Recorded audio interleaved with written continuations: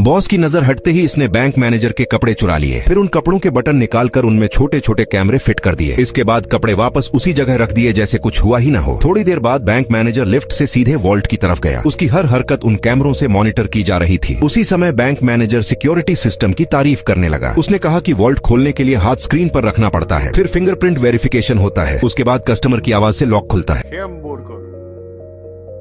Big Apple. आवाज match होते ही vault का दरवाजा अपने आप खुल जाता है। अंदर रखा सोना और हीरे जवाहरात की कीमत अरबों में थी। अब उन्हें स्टील डोर खोलने का पूरा तरीका समझ आ गया था। सबसे पहले वो बॉलरूम में पहुंचा। उसने जानबूझकर ठोकर खाई और गिर पड़ा। गिरते हुए वो सीधे बैंक मैनेजर से टकरा गया। कपड़े साफ करने के बहाने उसने छोटा कैमरा निकाल लिया। अगले दिन बैंक मैनेजर जिम वर्कआउट के लिए गया। काफी थकने के बाद वो जिम से बाहर निकला। वो तुरंत ट्रेडमिल के पास पहुंचा। उसने ट्रेडमिल पर लगी ट्रांसपेरेंट टेप निकाल ली। उस ट्रांसपेरेंट टेप से बैंक मैनेजर के फिंगरप्रिंट कॉपी कर लिए। इसके बाद उसने प्रोफेशनल सुनने वाला गैजेट निकाला। उस उपकरण को बाहर की फोन लाइन से कनेक्ट किया और बड़े क्लाइंट की आवाज रिकॉर्ड कर ली। अब सारी तैयारी पूरी हो चुकी थी। वे लोग वॉल्ट के पास वाले एरिया में घुसे। लोकेटर से उन्होंने सही जगह का पता लगाया। इंफ्रारेड रेंज फाइंडर से एग्जैक्ट पॉइंट ढूंढा। जैक ने चौक से दीवार पर निशान लगाया। फिर हथौड़ों से दीवार तोड़ी गई। सीमेंट को आरी से काटा गया। गार्ड्स की नजर हटते ही 2 छेद ड्रिल किए गए। उन छेदों में लोहे की रॉड डाली गई। रॉड के कांटे फैल गए और दीवार में फंस गए। जोर लगाने पर सीमेंट की दीवार बाहर निकल आई। जैक छेद से अंदर घुस गया। वो सीधे वॉल्ट के अंदर पहुंच गया। सबसे पहले उसने सिक्योरिटी वायरिंग ढूंढी। फिर गार्ड्स का ध्यान भटकाने के लिए शोर मचाया। सिक्योरिटी स्क्रीन को फ्रीज कर दिया गया। गार्ड्स शांत हुए तो वो चुपचाप अंदर घुस गए। उन्होंने फिंगरप्रिंट ग्लव्स निकाले। फिर रिकॉर्डिंग प्लेयर चालू किया। कुछ सेकंड में फिंगरप्रिंट मैच हो गया। आवाज भी सफलतापूर्वक वेरीफाई हो गई। वॉल्ट का दरवाजा प्लान के मुताबिक खुल गया। अंदर मोती, हीरे, सोना और कीमती पेंटिंग्स थी। जैक अपनी किस्मत पर खुश हो रहा था। तभी पीछे से उसके सिर पर पिस्टल लग गई। पलट कर देखा तो सच्चाई सामने आ गई। उसका असिस्टेंट अंडरकवर एजेंट निकला और आखिरकार जैक को जेल भेज दिया गया।